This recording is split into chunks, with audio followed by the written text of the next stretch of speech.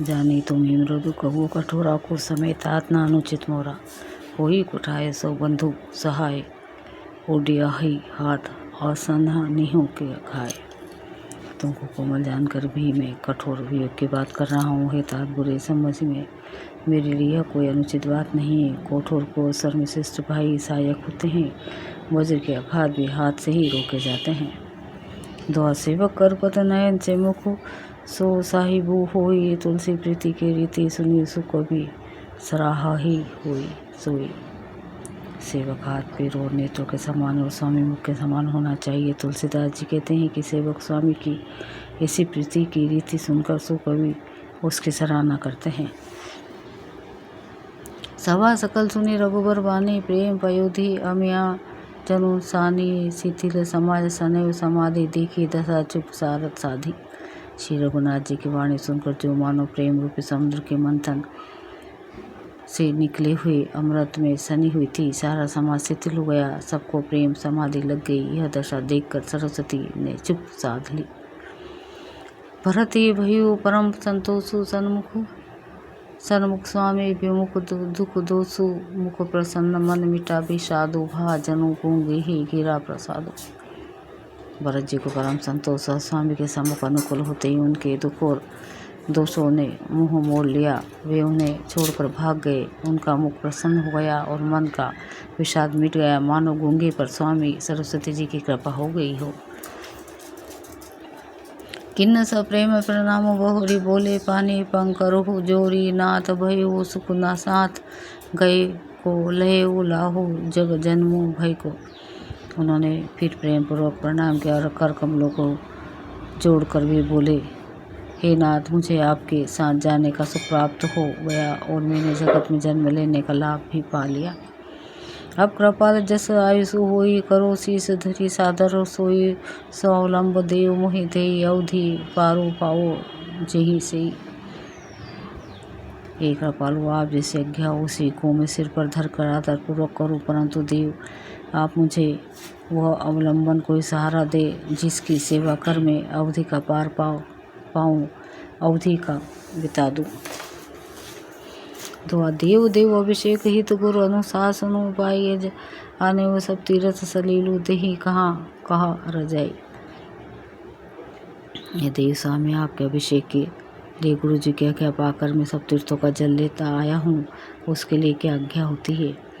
एको मनोरथो मन बड़ा मन माही समाया सकोच जात कही नाही कहो तात प्रभु आय सुपाई बोले बनी सने सुहाई। मेरे मन में एक और बड़ा मनोरथ है जो भय और संकोच के कारण कहा नहीं जाता। श्री रामचंद्र जी ने कहा, हे भाई कहो।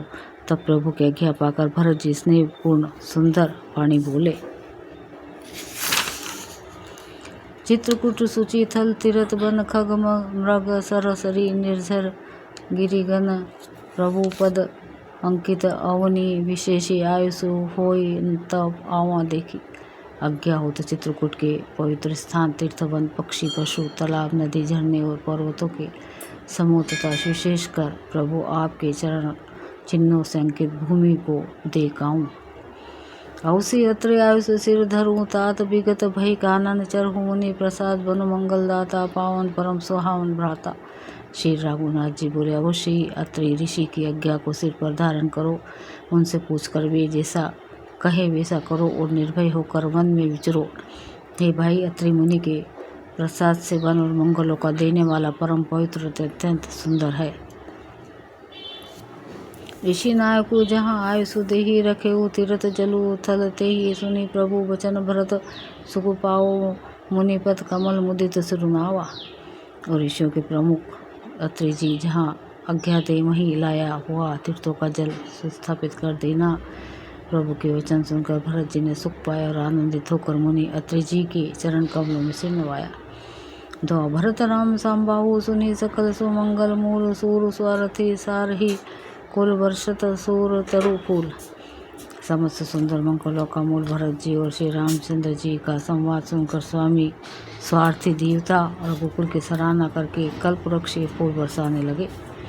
धन्य भरत दे राम गोसाई कहत देव हर्षद बरियाई मुनि मिथिले सभा सब काऊ भरत वचन सुनी भय उछाओ।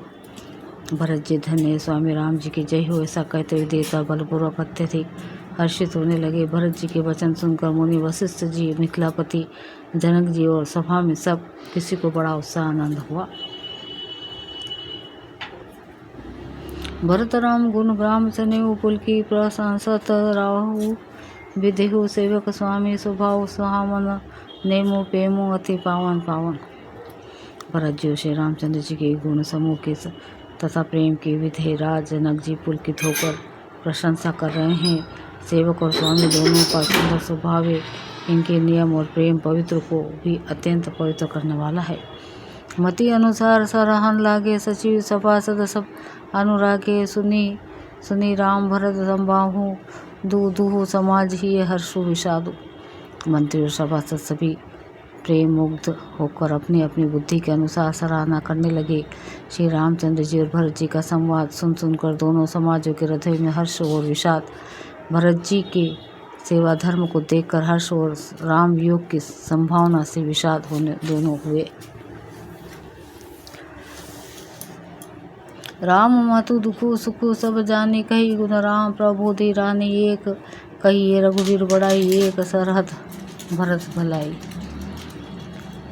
श्री रामचंद्र जी की माता कौशल्या जी ने दुख और सुख को समान जानकर श्री राम जी के गुण कहकर दूसरी रानियों को धैर्य बंधाया। कोई श्री राम जी की बड़ाई बड़ापन की चर्चा कर रहे हैं तो कोई भरत जी के अच्छेपन की सराहना करते हैं। दो अत्रि कहूँ तब भरत सन सेल समीप, सुख को रखिया तीरथ तोय तहाँ पवन आमिया अनूप। तब अत्रि जी ने भरत जी से कहा, इस पर्वत के समीप ही एक सुंदर कुआं है। इस पवित्र अनुपम और अमृत तीर्थ जल को उसी में स्थापित कर दीजिए। भरत अत्रि अनुशासन पाई, जल भाजन सब दिए चलाई, आसानु जापो अत्रि मुनि साधु, सहित गए जहाँ कूपा खादू। भरत जी ने अत्रि मुनि की आज्ञा पाकर जल के सब पात्र रवाना कर दिए और छोटे भाई शत्रुघ्न, अत्रि मुनि तथा अन्य साधु संतों सहित आप वहां गए जहां वह अथाह कुआं था। पावन पाद पुण्य थल राखा, प्रमोदित प्रेम अत्रि यस भाषा, ताद अनादि सिद्ध थल हूँ, लोप्यो काल विदित नहीं केहूँ।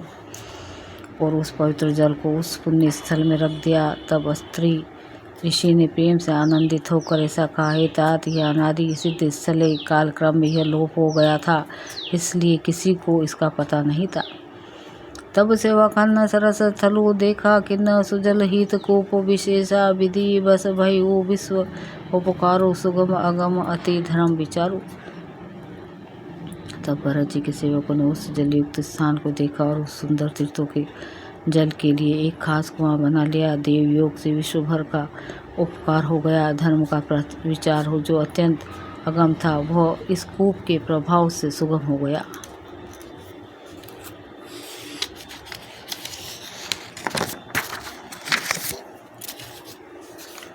भरत खूब अब कह कि हाहि लोगा, अति पावन तीर्थ जल जोगा, प्रेम सने निमज्जत प्राणी होई ही हाहि विमल करम मन बानी।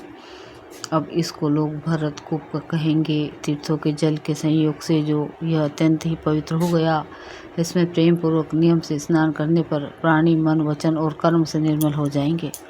दोहा कद कूप महिमा सकल गए, जहाँ रघुराव अत्रि सोनाय, रघुबर ही तीर्थ पुण्य प्रभाव।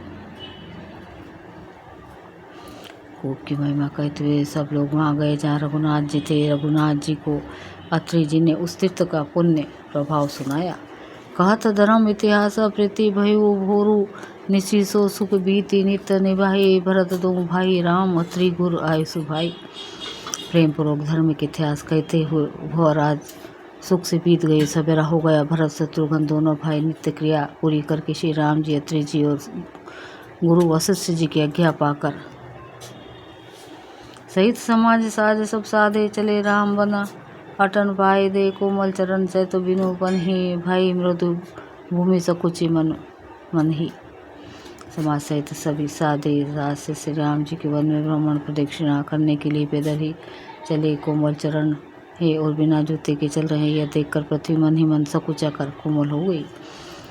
कुश कंटक कंकारी कुराई कठोर कुवस्तु दुराई मही मंजुल मृदु मारक किन्ने बहुत समीर त्रिविध सुकुलिन्ने।